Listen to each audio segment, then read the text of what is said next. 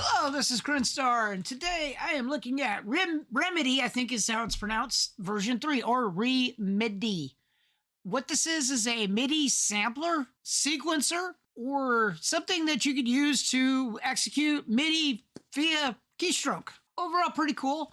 It comes with a host of MIDI by itself as a part of the package. It has a ton of different styles for different MIDI. Most of this MIDI is public domain at this point, so it's pretty safe to use. We have your classical stuff in here, Beethoven, Bach, that kind of thing.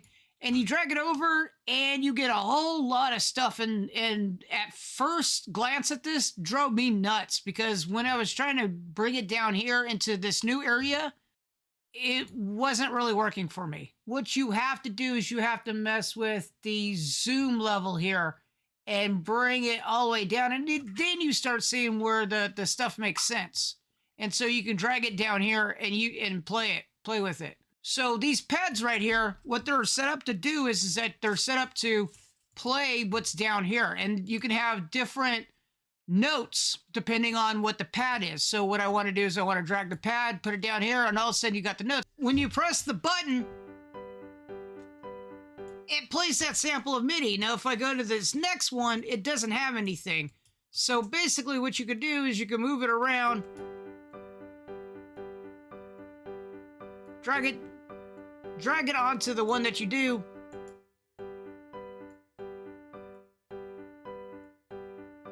And so you can use the different pads. Down here, you can make edits to the MIDI, so if you don't like it, you can fix it.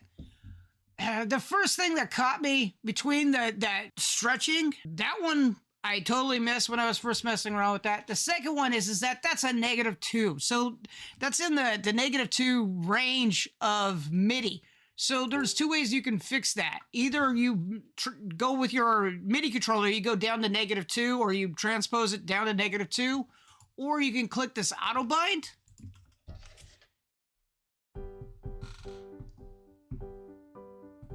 And press a key. So I have this at C2.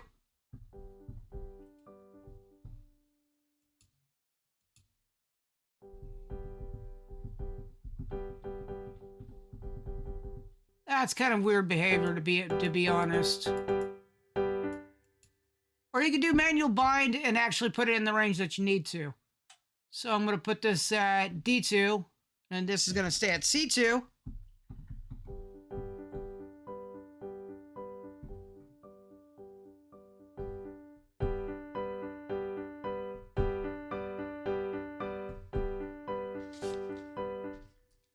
And this one we're going to change to, or actually, sorry, E2.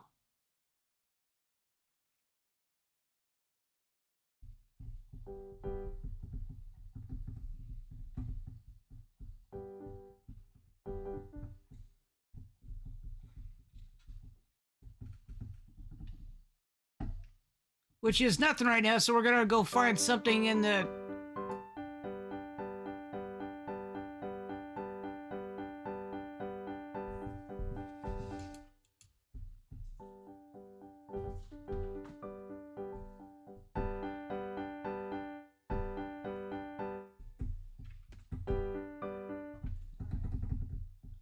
My MIDI controller is set up weirdly.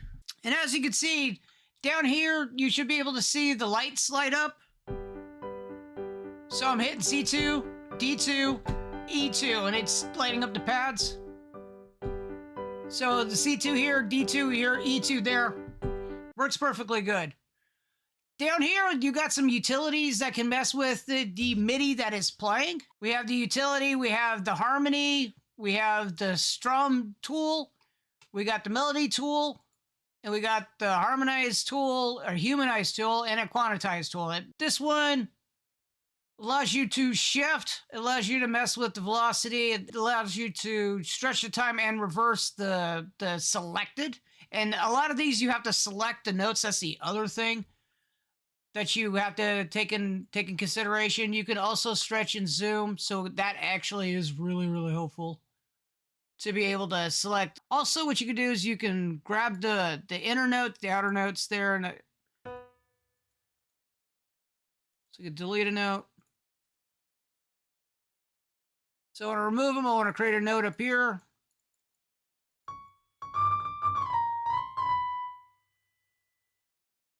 I want to create a note down here. And I want to select them. And I want to go to the harmony tool. And I want to hit the chord. And it creates a chord for me.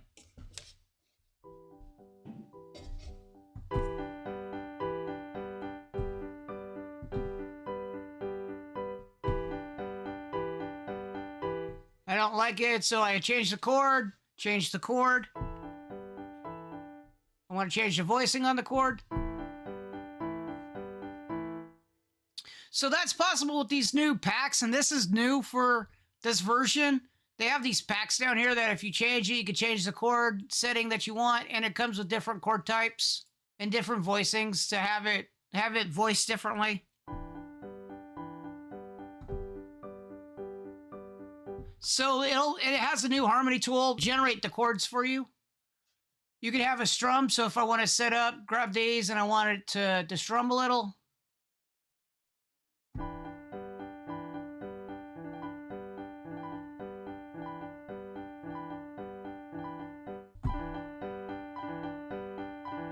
So that's really, really cool. They have a melody tool that I can select all of this, and then I get hit randomize, and you need to split it a few times and then basically hit randomize.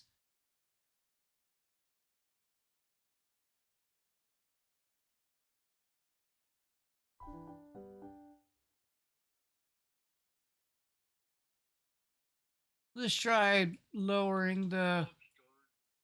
There we go. Now you hit randomize.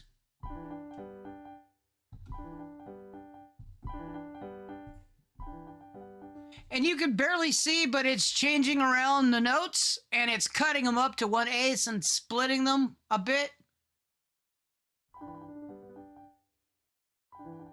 And it's trying to create a melody of the chords that you are messing with. Humanize will mess with the timing, give you different timing for on the notes, so it's not so stringent.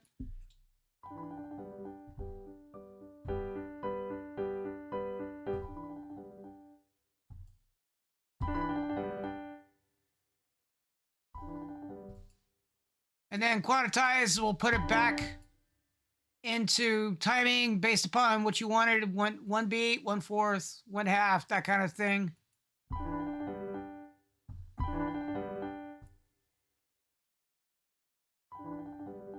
Initially, when I bought this tool, I was instant regret.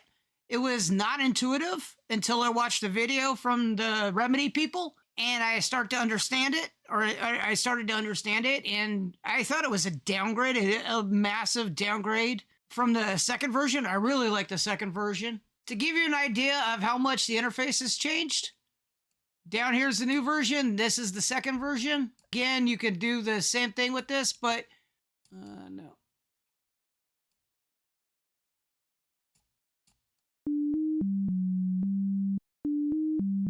And you can drag and drop the MIDI onto a pad and then pretty much assign the pad.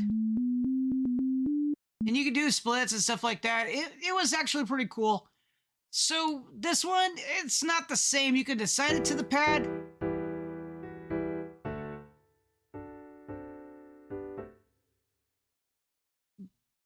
But instead of just assigning a slice, it assigns the whole thing. And the fact that these are not defaulted to do a zoom in makes it really unintuitive to understand what the heck is going on, because when you're editing it or trying anything without zooming in, it's weird. It is really weird, and it doesn't look good, and it's infuriating. And I was getting stuck on that and not understanding it until I watched the video, and then I understood. The second one was none of the pads were working. Again, I had the mistake of not realizing that these are negatives. And so basically my MIDI instrument had to be on the negative octave and not the normal D2, E2, that type of stuff. So what you have to do is you have to either manually bind it or move your MIDI tool or transpose it. Do whatever you need to do to get it into that range. auto bind. Also, I also have it sounded like a piano because I have the piano on there, but if you don't have a MIDI instrument, it has a built-in sine thing. If you go into settings, you can turn that off. Like the last video I had where they had the MIDI already, or the pattern already for hit songs like Axel Foley and Blood on the Dance Floor and LSDJ's Better Off Alone. If you get the MIDI for those, you can print it in here and slice it up yourself and add a key press, play the song, and that is actually pretty cool. If I wanted to play Beethoven's, let's see if we got oh, there we got backup in here.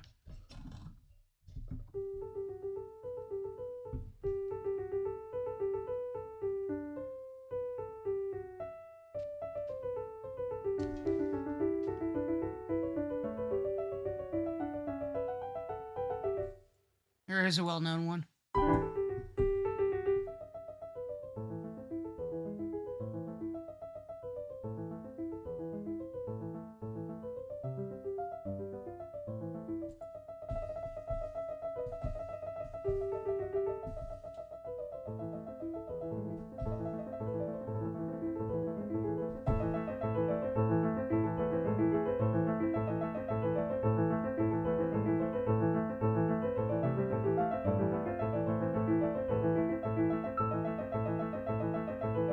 Of course, this is probably based on the tempo that I got up here.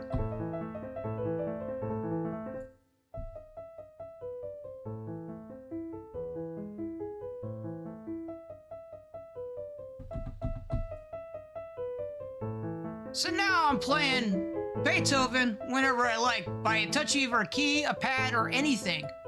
And so that I can actually play them with my keyboard at any given time and play any type of the MIDI and be able to play it on the keyboard. And so I can come up with different MIDI phrases and be able to play on the pads at any key press, which is phenomenal. Much like I said on my previous video with the Arturia stuff, I think it's awesome. I think for novices like myself on the keyboard that needs a lot more practice to be good, and I don't have a decade of playing a keyboard, and I want to make stuff, but I don't know how to play it, but I can improvise on pressing certain keys to get the MIDI going and being able to improvise with different sets of MIDI. This is phenomenal. This is record breaking, and it actually turns into something I instantly regretted to something that's very interesting.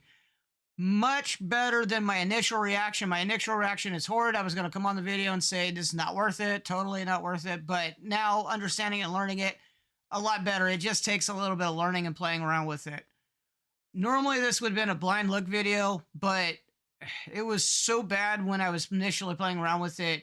A blind look would have been devastating had I not spent about 5 more minutes looking at another video on it by the reMidi people themselves, Songwish, and understood what I was doing wrong. And so hopefully this will help you figure out how to use it a lot better. If you're like me and you bought it and you instantly going, I don't even understand any of this. None of this is working. This is a downgrade.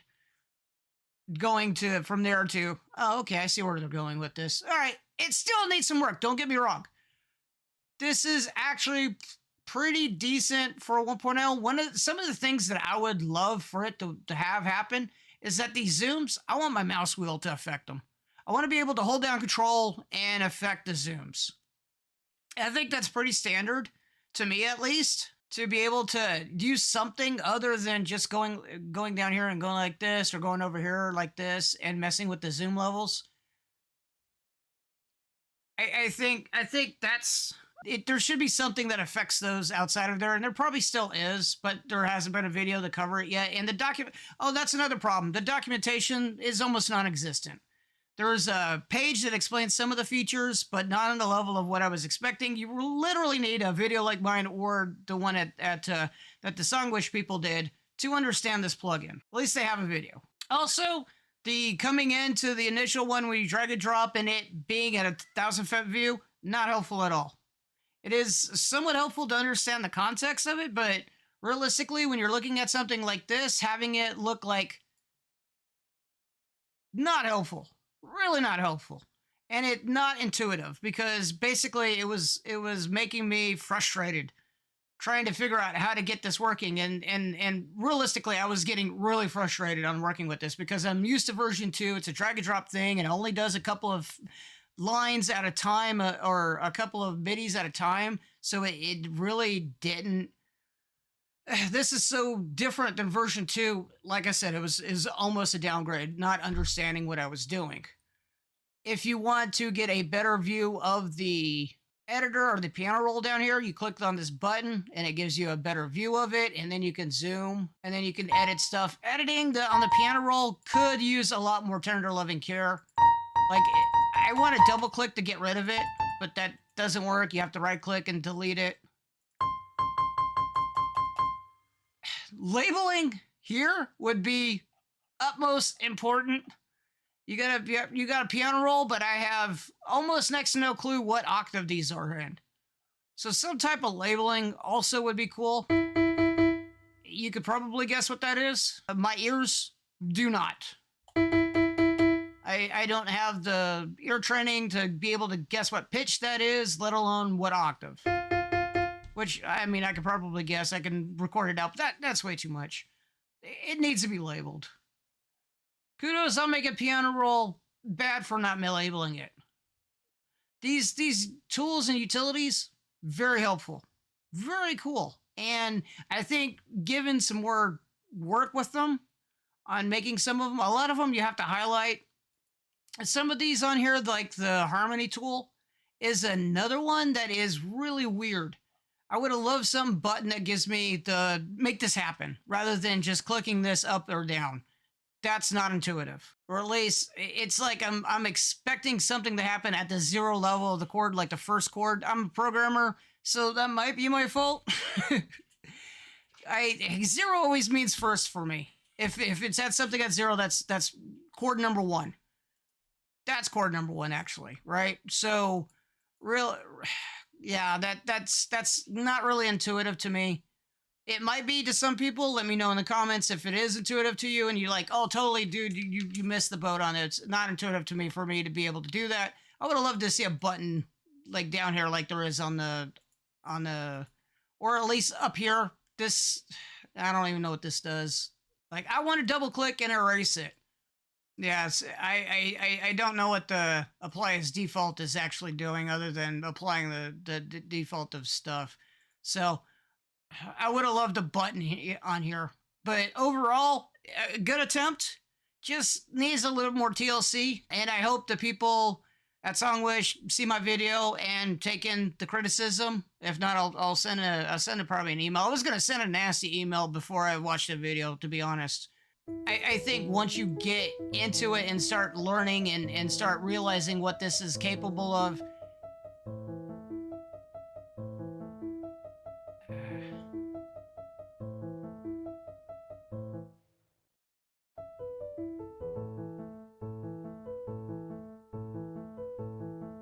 oh yeah, you gotta.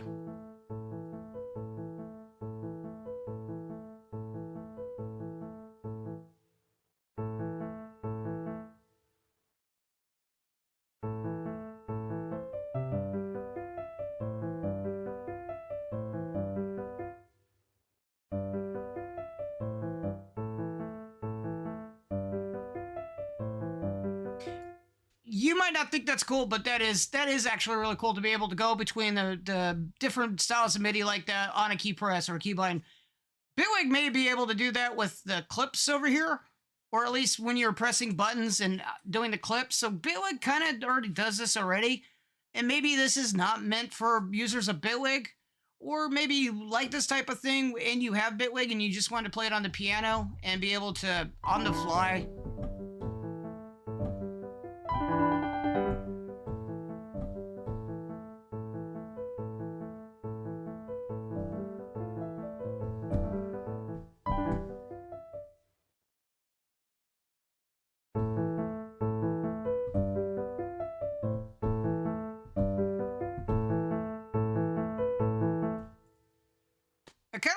it's kind of like Instant Composer too.